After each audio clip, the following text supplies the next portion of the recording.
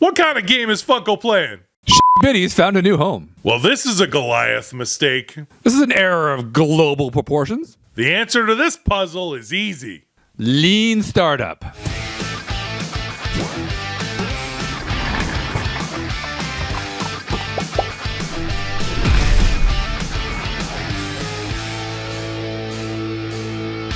Welcome back. So it was announced recently that Funko is partnering with Goliath, which is a game company.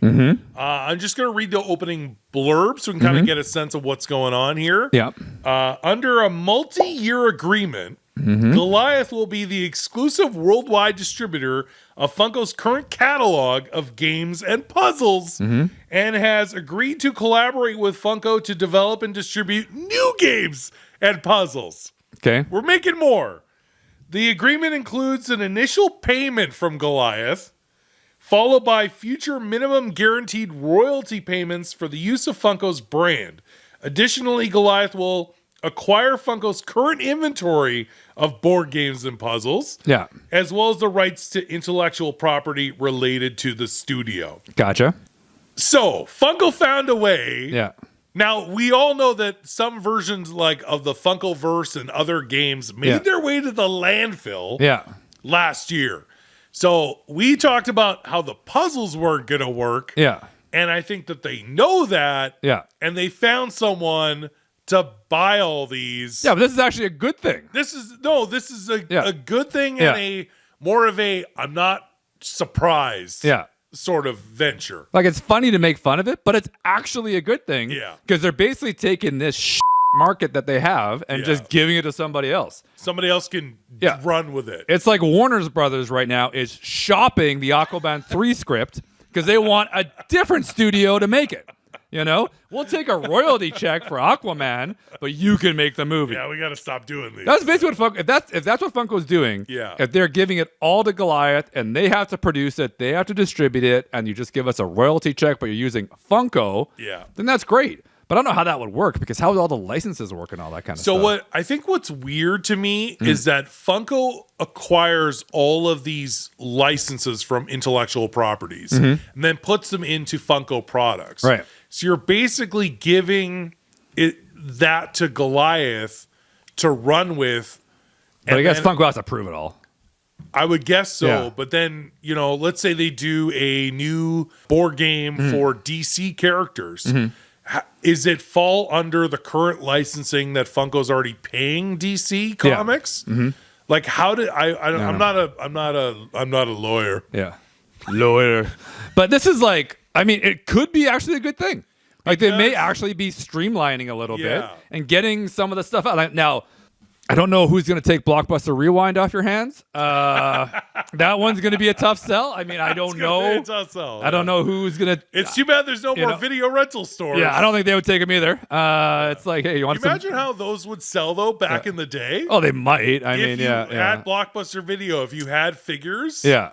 Yeah. The funny thing, though, from Goliath's point of view is like, why are you doing this? Like, these have all fallen flat on their face. Yeah. Like, nobody wanted Funkoverse and nobody wants really the puzzles or board games and all that kind of stuff. So why would you even want to do that? Who cares? Do it. Hey, I don't care. I think it's good. I agree with you. I think if this helps Funko streamline and focus on making better pops, then this is good news. Yeah. It's a good news day, son. Yeah, it's good news day, son. Yeah, I mean, I actually don't think it. I don't think it's the worst thing, actually. You know? Yeah, I didn't know the details of it when you read that. I was like, oh, okay, I heard about it, but then I was like, oh, well, honestly, it sounds like they're pushing all the crap off to them. Let them do it. Yeah. All right. There's hundreds of games apparently in their portfolio. Yeah. So it's in Goliath's portfolio. No, in Funko's portfolio. Funko Games, of course, they have highly regarded brand. By who? That's using some. That's using that. That's some nice word speak. Yeah, wait. You're really. That's in the pitch meeting. You know. That includes hundreds of board games recently created, as well as a great portfolio. So, there's hundreds of. I didn't know Funko board games. Hundreds of Funko board games, but at least they're taking the puzzles. You and I shit on the puzzles pretty hard because I don't see the point of it Well, unless you're gearing it towards children, which is fine. Well, that's what I mean. That's why if they dump it off to somebody else, it's great. Concentrate on making pops. I actually did see somebody, a content creator, and I can't for the life of me remember who it was, but they actually did something cool, which is take a Funko puzzle and then they glue it and frame it and hang it up as part of the display. To me, that's if you're really into Funko and whatever genre that the puzzle is, again, it's Marvel. Yeah. And you're just a huge Marvel fan, a huge Funko fan, and you have this puzzle, you put it together and frame it and put it on your wall. Seeing it from that angle rather than like just a kid making puzzles. Yeah. Then I get it. How do you do That's that? Do you put the whole puzzle together and then flip it over and then just glue it, or do you glue it piece by piece? No, you got to.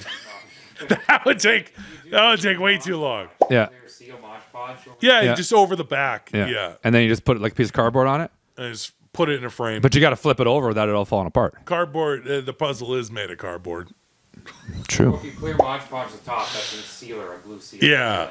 And then you flip it, put it in a frame, put it on your wall. To me, that looked cool because it looked like a piece of Funko art. Oh. I have some of that Mod Podge at home because I bought those puzzles. You got Mod Podge? I bought Mod Podge. Yeah. Tastes good too. But don't eat it. Yeah, I bought those. It was the Green Bay Packers stadium. Oh yeah. And it was like a big rectangle. It was amazing until I opened it and realized every piece looks the same because it's literally a far back picture of everybody in the stands, and I'm just like, this is going to be impossible. So I put it back in the box, put the Mod Podge back in the counter, and just said, okay, let's move on. Well, now you can get a Funko puzzle from Goliath Games and make yourself a wall art piece. Whatever. Funko, ditch it off to somebody else. I like it. I am with you. When I first read this, I'm like, what are they doing? Yeah. And then when I got more deeper into it, if this means that Funko is doing what they promise about streamlining and they're getting rid of this stuff to another company, getting some cash in the bank, and then a royalty giver, then this is a good thing. What you should do is maybe give a little jingle to Beats by Dre. Okay. And maybe they'll take over those headphones you guys are making. Oh. The ones at Five Below? Maybe they'll be like, think Dre is into that. Just pitch them on. It's a well-regarded brand. You know? Funko Who doesn't want some headphones shaped like Magneto? Right? Like, come on, Just get some Stitch faces on there. I don't know.